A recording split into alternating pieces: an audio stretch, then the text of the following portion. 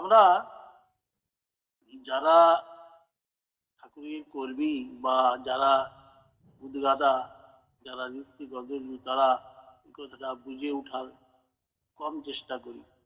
আমরা নিজেরা নিজেদেরকে বড় হয়ে বসি। এখানে বড় ছোটের কোনো ব্যাপার নয়। আমার ঠাকুর এবং ঠাকুরের সবাই সন্তান, আমিও তারই সন্তান। তার কাজের জন্য আমাদের, তার কর্মের জন্য আমাদের কিছু দায়িত্ব দিয়েছেন। এই দায়িত্বটুকু পালন করার জন্যই যদি নিজেরা আমরা নিজেদেরকে অনেক কিছু ভেবে বসি, তাহলে খুবই ভুল লাগে না। যাই হোক, কেন কেন কারাগারে আছিস বন্ধু? ওরে মুড়ো, ওরে অন্ধ, ওরে সেই পরমানন্দ যে আমারে ভালোবাসে। তাকে ভালোবাসার মাধ্যমে আমরা সবকিছু, তাকে যতটুকু ভালোবাসতে পারবেন তিনি ততটুকু সুন্দর হয়ে উঠবেন, তার সংসার সুন্দর হয়ে উঠবে, তিনি ততটুকুই ভালো হয়ে উঠবেন যিনি যতটুকু তাকে ভালোবাসতে পারবেন। এইখানে ভালোবাসার ব্যাপার আছে, আর কিছু ব্যাপার নয়। এই ইষ্টের প্রতি ভালোবাসা, ইষ্টানু অনুশাসনের মাধ্যমেই প্রত্যেকটা ইন্দ্রিয় ও বুদ্ধিবৃত্তি তীব্রভাবে সাড়াপ্রবণ হয়ে ওঠে মানুষের মধ্যে। এই যদি ইষ্টের প্রতি ভালোবাসা হয়, তাহলে আমার বুদ্ধিবৃত্তি এবং আমার প্রতিটা ইন্দ্রিয় যেভাবে নিয়ে চলছি, আমি যে ইন্দ্রিয় আমার মধ্যে বসবাস করছি, যে ইন্দ্রিয় দ্বারা আমি ভোগ করছি, তীব্রভাবে সাড়াপ্রবণ হয়ে ওঠে মানুষের মধ্যে। সাধারণত বৃত্তিগুলি আমাদের মনকে নানা দিকে নানাভাবে টেনে নিয়ে যায়, কিন্তু যে ইষ্টকে ভালোবাসে না, সে প্রতি পদক্ষেপে ভেবে দেখে কোনটা ইষ্টানুগ চলন, কোনটা আমার সত্তা সম্বন্ধী চলন।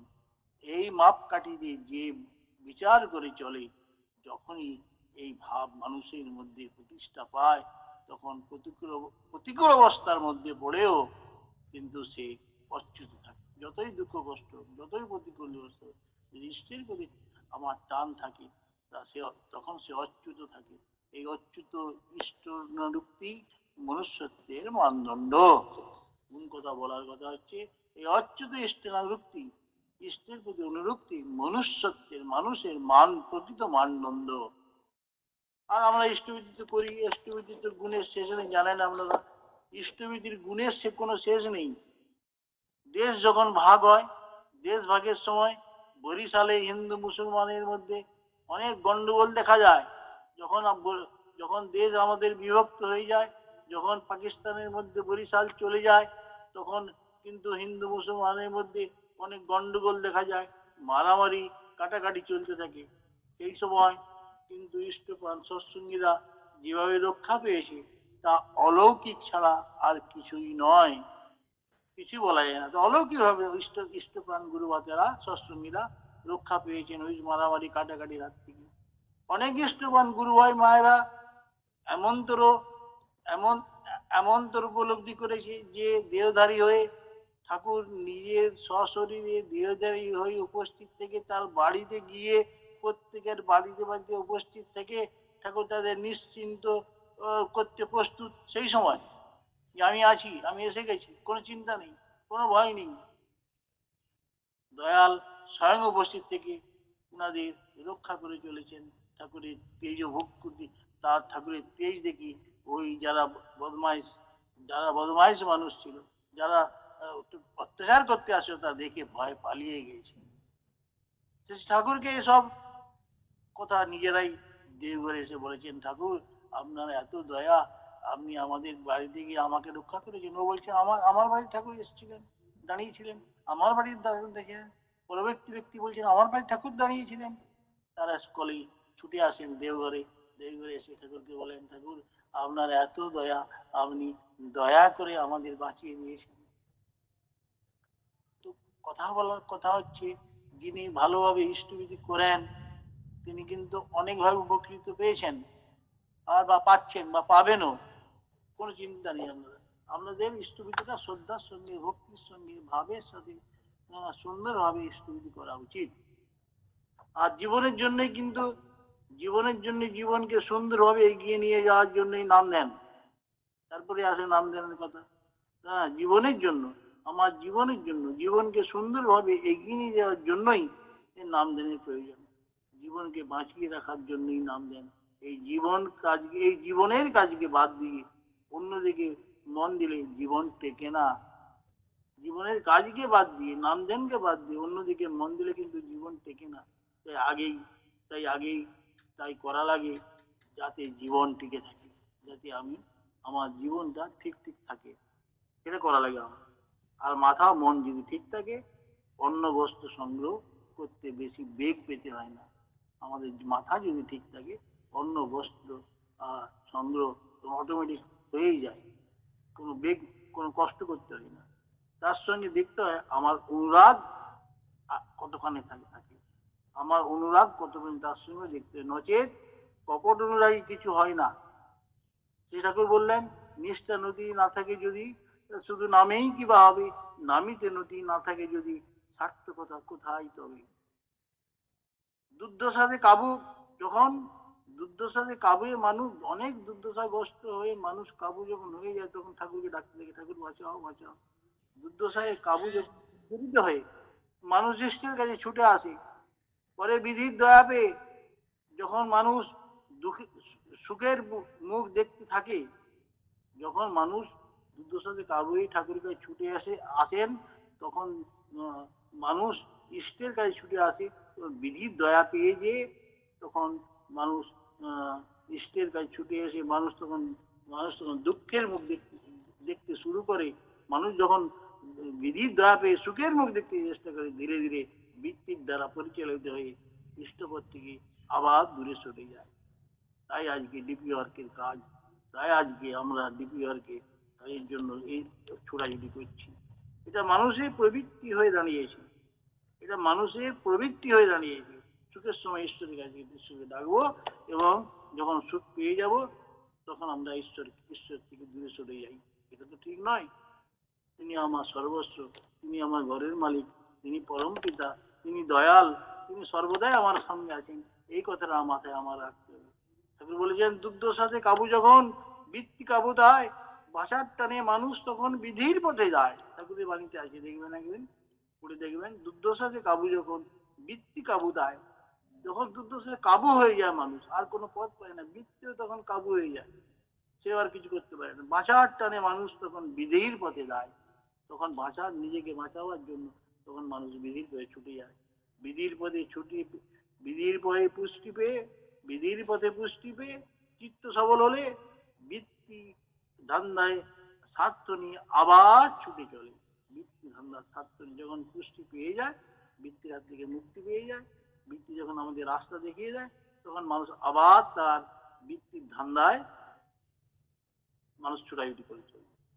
এমন করে উঠা পড়ায় মরণ মুখে যায়। এমনি যারা উঠা পড়া করে, এই যে ডিপিআর কথা বললাম, ছাড়তে ধরছে মরণ মুখ, মানুষ নিজের পথ পায় না, বুঝতে পারছে না কি করছে না করছে, কেন করছে না, কি জন্য করছে না, মানুষ সেটা বুঝে উঠতে পারে না।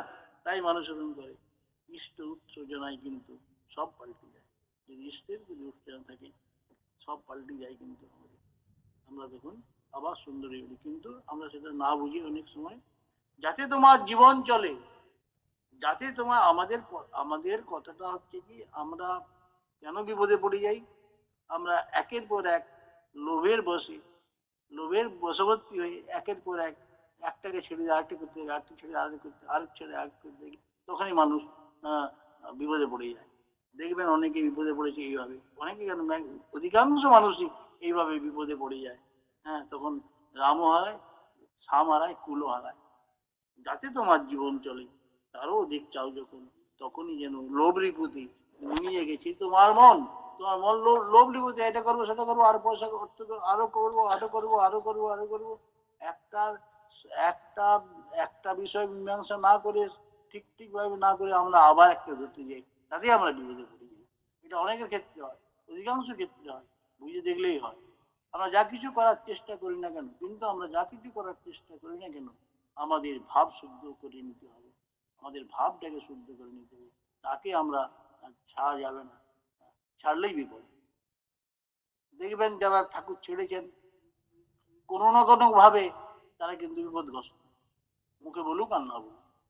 ইষ্টের প্রতি আমার ভাব কি, বা কতটা ভাবে আমি ভাবিত, ইষ্টের প্রতি আমার ভাবটা কি আছে? তিনি ঈশ্বর নন? তিনি ঈশ্বর, যাকে পূজা করা উচিত কি নয়, তাকে তার শরণাপন্ন হওয়া উচিত কি নয়, এই ভাবটা আমার আছে কি? বা কিভাবে করব না করব বা করছি ঠিক কিনা, ঠিক ঠিক করে পালন করে চলছি কিনা, এই ভাবটা আমার আছে কি? আমার মনের মধ্যে, আমার ব্রেন সেলের মধ্যে এই ভাব আমি ধরে রাখতে পেরেছি কি? না হলেই মুশকিল। এই ধারণা যদি শুদ্ধ না হয়, তাহলে কিন্তু কোনোদিনই ভাব শুদ্ধ হবে না। আমার স্ত্রীর প্রতি যদি ধারণা আমার শুদ্ধ না হয়, তাহলে ঠাকুর বলছেন ভাব শুদ্ধ কোনোদিন হবে না। আর ভাব শুদ্ধ না হলে ভাব সিদ্ধ হতে পারে না শুদ্ধতায়। পরিষ্কার বললেন, ভাব যদি সিদ্ধ না হয়, তাহলে আমার ভাব সিদ্ধ হবে না শুদ্ধতায়। শুদ্ধতায় ভাবটা সিদ্ধ হবে না, শুদ্ধ হবে না কোনোদিনই যদি আমার ভাব সিদ্ধ না থাকে।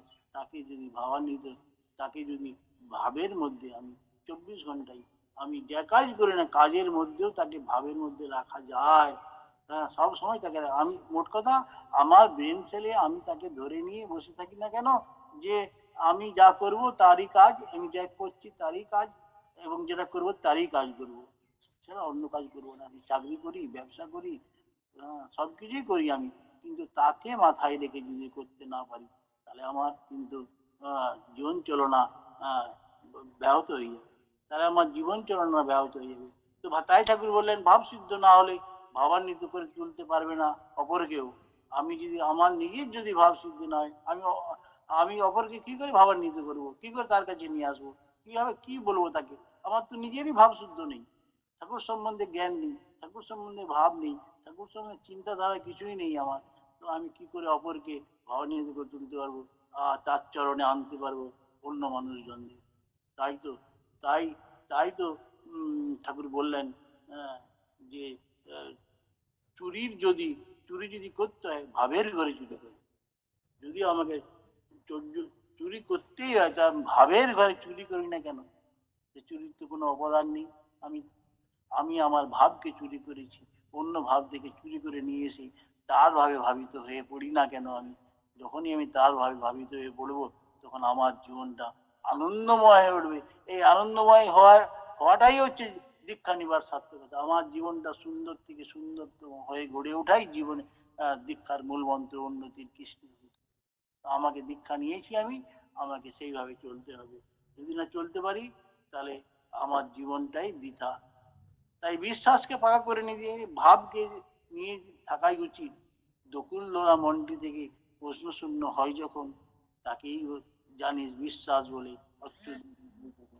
যখন দকুল লোলা মন থেকে এক এক মনে যখন আমরা বিশ্বস্ত হয়ে পড়ি, এপাশ সেপাশ মনকে মনকে আমরা এপাশ এখনই এখনই কালী মায়ের মন্দিরে যাচ্ছি, এখনই দুর্গা মায়ের মন্দিরে যাচ্ছি, এখনই সাধু বাবার কাছে যাচ্ছি, এখনই কি না কি করে চলছি আমরা জীবন বাঁচাবার জন্য।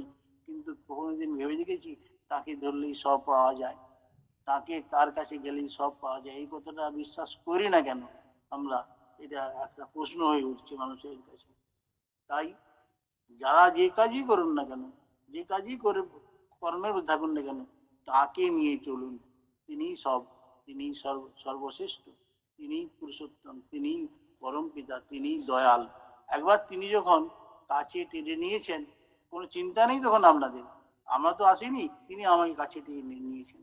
আমরা এই বিশ্বাস যেন আমরা হারিয়ে না বসি। কোনো ভয় নেই, তার তিনি রক্ষা করবেনই করবেন, কোনো ভয় নেই। তিনি জোর দিয়ে বলেছেন, আমার লোককে আমি ধ্বংস হতে দেব না। আর কি করে বলবেন? তিনি বলেইছেন এক জায়গায়, আমার মানুষকে আমি ধ্বংস হতে দেব না, রুইন হতে দেব না। একটু বিশ্বাস করে দেখুন না, এক জায়গায় বলেছেন। কিন্তু আমরা সেটা করি না, পারি না, হয় না, তাই পাই না। কিন্তু বৃত্তিভোগের নেশা যখন চেপে বসে মানুষের কাছে, তখন মানুষ বুঝতে পারে না, ওই দিকে ছুটে যায়, বারে বারে ছুটে যায়। বৃত্তিভোগের নেশা যত ধরবে ধরে কষে, যখন বৃত্তির নেশা কষে ধরে না, তখন কি হয় জানেন? বাস্তব ভোগ উধাও হবে। বাস্তব ভোগ কোনটা? ইষ্ট কেন্দ্রিক জীবন চালনই হচ্ছে বাস্তব ভোগ, তাছাড়া কোনো বাস্তব ভোগ নেই। ইষ্ট কেন্দ্রিক জীবন, তার মানে এই নয় আমি সব সময় 24 ঘন্টা আমি ইষ্ট ইষ্ট ইষ্ট করে, এটা ঠাকুর বলছেন না। আমার মাথায় আমার সেট করে নিতে হবে, অজপা নামের নেশা করে নিতে হবে। অজপা নামের নেশা করে নিলেই সবসময় আমার সব কর্মের মধ্যে নামটা হতে থাকবে।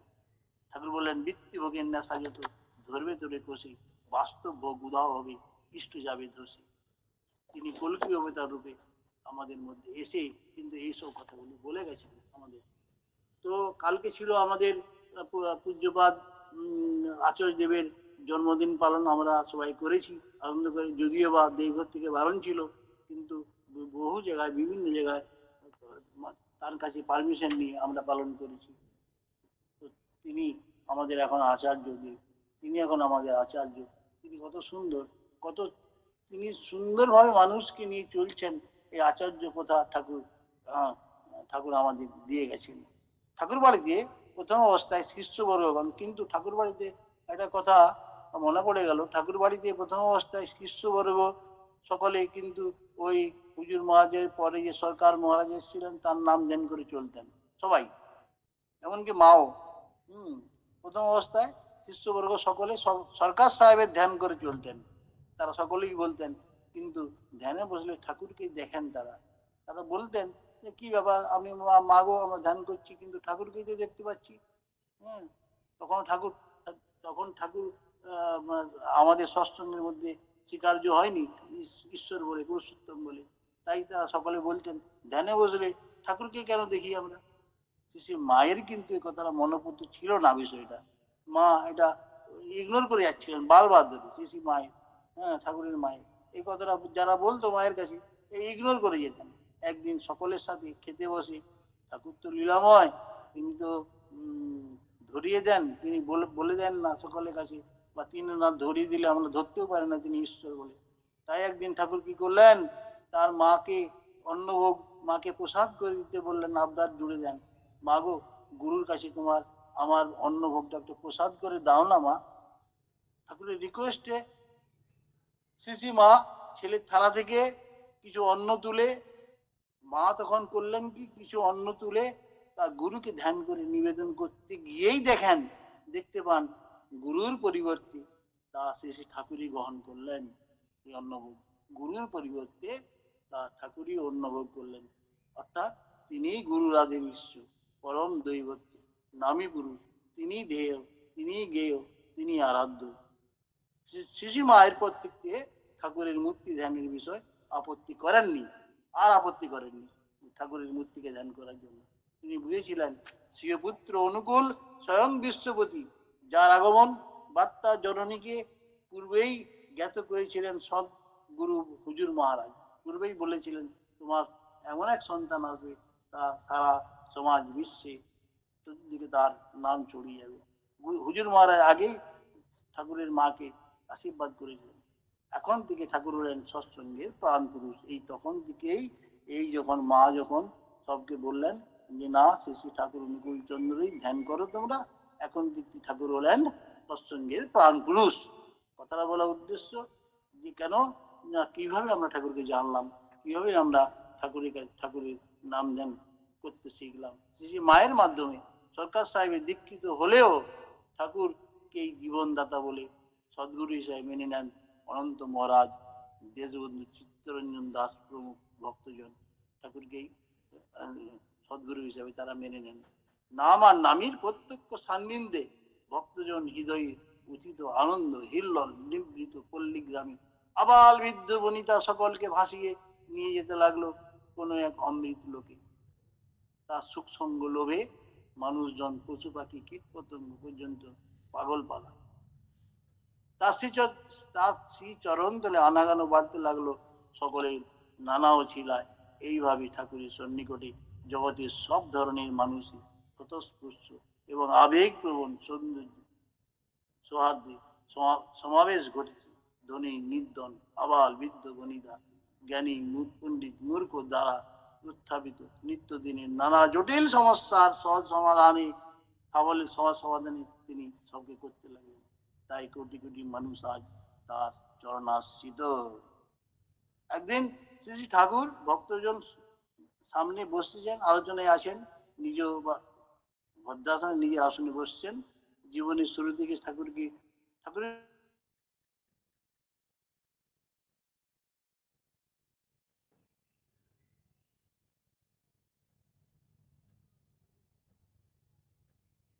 ঠাকুরকে কমপ্লেন করি আমরা, কিন্তু স্বয়ং ঠাকুরকে অবর্ণনীয় দুঃখ কষ্টের সংগ্রামের মধ্যে দিয়ে অগ্রসর হতে হয়েছে। কিন্তু এই প্রসঙ্গ নিয়ে কথা তুললেন তৎকালীন প্রতিপত্তিশালী মানুষ এবং শ্রী ঠাকুরের অনুগামী শ্রীযুক্ত সতীশচন্দ্র জোয়ারজাদা একদিন ঠাকুরকে বললেন, ঠাকুর আপনার দুঃখ কষ্ট পরের জন্য, কিন্তু আপনি এত দুঃখ কষ্ট পান কেন? ঠাকুর বললেন, সবই আমার কর্মফল। চিন্তা করে দেখুন, সবই আমার কর্মফল। বলছেন কর্মফলকে ভোগ করতে হয়? বলে হ্যাঁ, সবকে ভোগ করতে। কর্মফল কাকু ছাড়ে না, তা 3 ঘন্টার মধ্যে হোক, তা 3 দিনই হোক, আর 3 মাসের মধ্যে বা 3 বছরের মধ্যে কর্মফল ভোগ করতে হবে। তো তিনি জিজ্ঞাসা করলেন, আপনার কি কর্মফল ছিল ঠাকুর? আপনি এমন তো কোনো কর্ম করেননি, তাই আপনাকে এত কষ্ট, রোগ জ্বালা, দুঃখ কষ্টের মধ্যে চলতে হচ্ছে। আপনি কি কি কর্ম করেছেন? তো ঠাকুর বললেন, খুব মন দিয়ে শুনবেন কথাটা, খুব মন দিয়ে শুনবেন। কি উত্তর দিলেন ঠাকুর? আমার এত কর্মফল, তা যদি আপনাকে বলি দাদা, সতীশ জোয়ারদারকে বলছেন যে আমার এত কর্মফল, তা যদি বলি আর আপনি যদি তা শোনেন, কিন্তু মূর্ছা যাবেন, অজ্ঞান হয়ে যাবেন। ঠাকুর কি ব্যাপার, কেন বলছেন এই কথা? না, বলছেন হ্যাঁ, কুরুক্ষেত্রের যুদ্ধে যত কর্মফল আমাকে বলেই তিনি চুপ করে গেলেন। কুরুক্ষেত্রের কর্মফলের যুদ্ধের যে যত কর্মফল, যত মানুষ মারা গেছে, যত কর্মফল, সব আমাকেই বলে তিনি চুপ করে গেলেন। তা তিনি কে? তিনি ভগবান স্বয়ং শ্রীকৃষ্ণ। তিনি ভগবান স্বয়ং শ্রীকৃষ্ণ, তিনি কৃষ্ণ। তিনি পরবর্তী যুগে শ্রী ঠাকুর অনুকূল চন্দ্র রূপে আবার পৃথিবীতে এসেছেন আমাদের জন্য। সহসার কথাটা চাপা দিয়ে ঠাকুর অন্য প্রসঙ্গে উত্থাপিত করলেন। তিনি বললেন না যে আমি ভগবান কৃষ্ণ, তিনি কথাটা চাপা দিয়ে দিলেন, তিনি ধরা দিলেন, কিন্তু পুরাটা ধরা দিলেন না। তাই আমরা তাকে জানতে হলে তার শরণাপন্ন হতে হবে। তার দয়া না পেলে আমরা তাকে জানতে পারবো না। ঠাকুর নিজে কখনো ঠাকুর বা অবতার মহাপুরুষ বলেননি কিন্তু, এবং স্বীকারও করেননি। একমাত্র মহাভাববাণীতে তার তুরীয় সত্তার পরিচয় মানুষ পেয়েছেন। ভাববাণী যখন উচ্চারণ করে, তখন তার পরিচয় মানুষ পেয়েছেন। শ্রীকৃষ্ণ চৈতন্য রামকৃষ্ণ ঠাকুর স্বাভাবিক অবস্থায় আপন তুরীয় সত্তার পরিচয় দেননি কখনো। শ্রী রামচন্দ্র তো এমন ঐশী সত্তা বিস্মিত হয়ে থাকতেন, গুরু বৈশিষ্ট্যকে মাঝে মাঝে মহামুনি গুরু বৈশিষ্ট্য মাঝে মাঝে তাকে স্মরণ করিয়ে দেন, তুমি রামচন্দ্র হয়ে এসেছো, তুমি ভগবান হয়ে এসেছো, তুমি তোমার সত্তাকে চেনার চেষ্টা করো। তখন তিনি আবার ধ্যান অবস্থায় তিনি তার সত্তাকে চিনতে পারতেন। আবার পরক্ষণেই কিন্তু মানুষ রূপে, মানুষের কাজের জন্য মানুষ হয়ে থাকতে তার মন সবসময় থাকবে। প্রকৃতপক্ষে বাবাতীত স্তরে জাগৃত আমিত্ববোধ লুপ্ত থাকে বলেই অবতার নাহি কই আমি অবতার। জাগৃতিক অবস্থায়, এই অবস্থায় সব লুপ্ত হয়ে যায় ঈশ্বরের। তবে বহু দৈবী ঘটনা এবং কিছু অসতর্ক মুহূর্তে কথার ফাঁকেও ঠাকুর ভগবত্তার প্রকাশ দিয়েছেন কিন্তু আমাদের। ধর্মরক্ষা কুরুক্ষেত্রের যুদ্ধের পরিকল্পনা করেন স্বয়ং শ্রীকৃষ্ণ। সেই রক্তক্ষয়ী যুদ্ধের মর্মান্তিক পরিণতিতে কৌরব জননী গান্ধারী শোকসন্তপ্ত হৃদয়ে অভিসম্পাদ করেছিলেন শ্রীকৃষ্ণকে, যুদ্ধ চক্রান্তের কর্মফল ভুগতে হবে তোমাকেই। তাই ঠাকুর বললেন, সারা কৌরবের যুদ্ধে কৌরব বংশ যে নিপাত হয়েছে, তার কর্মফল আমাকে ভুগতেই হবে। তাহলে আমরা কেন কর্মফল ভুগবো না? আমরা কেন কর্মের মধ্যে থেকে কর্মফল ভোগ করবো না? যত কর্ম করছি করতেই হবে আমাদের। এই কথাটা আমরা যদি মনে না রাখি, এই কথাটা যদি ভেঙে পড়ি, এই কথা ঠাকুরকে দোষারোপ করি, কিন্তু ভুল। আমি যে কর্ম করেছি তা আমার, বা করছি, বা নিয়ত করে চলছি, বা 1 ঘন্টা আগেও যা করেছি, তার কর্মফল আমাকে ভুগতেই হবে। এছাড়া তা কিন্তু ঈশ্বরের কাছে আসলে, ঈশ্বরের নাম ধ্যান করলে, ঈশ্বরের কাছে আসলে সে কর্মফল অনেকটা খণ্ডন হয়ে যায়। অনেকটা কেন, অধিকাংশটাই খণ্ডন করে দেন তার দয়া থাকলে আমার উপরে। তার দয়া পেতে গেলে, তার দয়ার কাজ আমাকে করতেই হবে। দয়া পেতে গেলে আমাকে তার দয়ার কাজ আমাকে করতে হবে। যারা নিজে খেয়ে দিয়ে নিজেকে বা নিজের পরিবারের দিকে পরিবর্তিত করছে, নিজ সংগ্রহ থেকে তাকে দিয়ে বা খাইয়ে যদি পরিবেশন তৎপরতা নাই থাকে, নিশ্চয়ই যেন বিধাতার লক্ষ্য অনুগ্রহ তার কাছে বিফল হবে। ব্যাপারটা বুঝলেন? যারা নিজে খেয়ে দেয়, নিজেকে বা নিজ পরিবারের গৃহকে প্রতিপালিত খুব করছে, প্রতিপালিত যা ঘরের সংসার যা দরকার এ অতিরিক্ত আনছে ঘরের সংসারের জন্য, পচে যাচ্ছে, ফেলে দিচ্ছে, সবকিছু করছে নিজ সংগ্রহ হতে তাকে দিয়ে বা খাইয়ে যদি পরিবেশন তৎপর না থাকে, নিশ্চয়ই যেন বিধাতার লক্ষ্য অনুগ্রহ তার কাছে বিফল হবে। যত বিধাতা তুমি তোমাকে দাও না কেন, তোমার সবকিছু বিফল হবে, তার ভালো কিছুতেই হবে না। সম্পদদার সম্পদার সর্বনাশকে আমন্ত্রণ করবে। মূল কথা, তাকে দাও, চেয়েও না কিছু। জীবন আমার অর্ঘ্যই তোমাতেই যেন রাজি অতুল। তুমি যাহা দাও তাই মোর ভালো, তুমি যাহা দাও তাই মোর ভালো, আমি যাহা চাই ভুল। তুমি যাহা দাও তাই মোর ভালো, আমি যাহা চাই ভুল। আধারের পাশে রাখিয়াছো আলো, অসীমের পাশে কুল। এই তো হচ্ছে মূল কথা। এই মূল কথার মধ্যে আমরা যদি না থাকতে পারি, মাগো আমার সময় কি হয়ে গেছে? মাগো আমার সময় কি শেষ হয়ে গেছে? প্রায় আপনি আর 1-2 মিনিট করে নিন। 2 মিনিট আর কি বলো মা? সদ্য বর্তমান আচার্যদেবের কথা একটা বলি আমি, ওনারা চলেন। হ্যাঁ, আমার সঙ্গে যেটা ঘটেছে বা বহু ঘটনাই ঘটেছে, হাজার হাজার ঘটনা ঘটেছে, প্রত্যক্ষভাবে ঘটেছে, গোয়িং মানে গিভ অ্যান্ড টেক এরকম ঘটনা ঘটেছে, কোনো কোনো হয়ে যাওয়া ঘটনা নয়। আমি একবার পুরী গিয়েছি, হ্যাঁ, দাদাকে দর্শন করতে, দাদা পুরীতে এসছেন।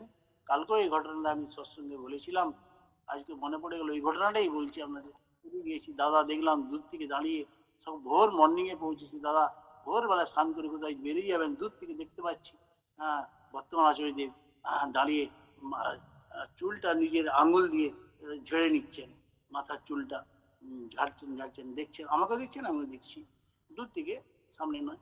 তো হঠাৎ আমি দাঁড়িয়ে দাঁড়িয়ে নাম করতে শুরু করলাম। নাম শুরু করতেই হঠাৎ দেখি আমার নামের নেশাতে কখন যে তার গাড়ি এসে গেছে, কখন যে তিনি গাড়ি চেপেছেন আমার খেয়াল নেই, দাঁড়িয়ে কিন্তু নাম করছি, আমার খেয়াল নেই। আমার কাছে এসেই গাড়ি দাঁড়ান, এসে বললেন কখন এলেন? আমি বললাম আগে এই তো এসেছি সকালবেলা বাসে, এসেই আপনার কাছে আসছি। না কতক্ষণ থাকবেন? না আমি থাকবো রাত্রি 9টা, 9:30টার সময় আমার বাস আছে, আমি চলে যাবো। ঠিক আছে আপনি থাকেন, আমি 8টার সময় আসবো, ভুবনেশ্বর যাচ্ছি, ওখান থেকে এসে আপনার সাথে কথা বলবো। না আগে প্রণাম করলাম, উনি চলে গেলেন। চলে যাওয়ার পরে দেখুন তারা কিভাবে মনে রাখেন, কিভাবে তারা গোবিটিন থেকে দূরে থাকেন, এগুলো আমাদের শিক্ষণীয় ব্যাপার। হ্যাঁ, আমরা তো খালি কথায় কথায় গোবিটিন করি, এখনই করবো বলবো, হ্যাঁ এখন বলবো না, এগুলো মহাপাপ। ঠাকুর বলছেন গোবিটিন কোনো গোবিটিন যিনি করেন তার কোনো প্রায়শ্চিত্ত নেই, নিজেকে ঠিক করতে হবে। তো তিনি চলে গেলেন, চলে গিয়ে তিনি এমন ব্যস্ত হয়ে পড়লেন, এমন ব্যস্ত, এমন লোক সংখ্যা ওখানে ভুবনেশ্বরে হয়ে পড়লো, তিনি আর বেড়াতে পারছেন না। কিন্তু ঠিক 8টার সময় আমাকে, 8টা বাজতে 10 মিনিট আগে একজন ঋত্বিক দাদাকে ফোন করেছেন পুরী মন্দিরে, এই চন্দন দা চলে গেল কিনা দেখ, এবং যদি না যায় বলে দে আমি খুবই ব্যস্ত, এত ব্যস্ত যে আমি যেতে পারছি না, ভিড় ঠেলে এগাতে পারছি না, আমি যেতে কিছুতেই পারছি না, কিছু যেমন না মনে না করে, আর যদি কিছু প্রাইভেট কিছু বলার থেকে একটা চিঠি লিখে খামের মধ্যে সিল করে তুমি রেখে দিবে একদিতে, আর যখন যাবে তাকে খাইয়ে দাইয়ে পুরী মন্দিরের গাড়িতে করে বাস স্ট্যান্ডে ছেড়ে দিবে। কথা বলার উদ্দেশ্য আমার তা নয়, আমাকে জিজ্ঞেস করে কথা বলার উদ্দেশ্য লক্ষ লক্ষ মানুষের মধ্যে থেকেও তিনারা কিভাবে কথা রাখেন এবং কিভাবে গোবিটিন থেকে দূরে থাকেন, আমাদেরও শিক্ষণীয়। আমরা যদি এই গোবিটিন করার পর থেকে দূরে না থাকি, তাহলে কিন্তু কিছুই আমার সাধনায় কিছুই হবে না। আমি ওখানকার দাদা মাদের সঞ্চালন করছেন, তাকেও আমি জানাই অশেষ ধন্যবাদ। জয়গুরু। প্রতিপত্তকে আমি মঙ্গল কামনা করি ঠাকুর আতুল চরণে। আমরা একটাই কথা, শেষ কথা আমার, তাকে একটু ভালোবাসা দিবেন মা, সকলে ভাইরা দাদা একটু ভালোবাসা দিবেন, হৃদয় খুলে একটু ভালোবাসা দিবেন, দিয়ে দেখবেন কি পান। জয় গুরু।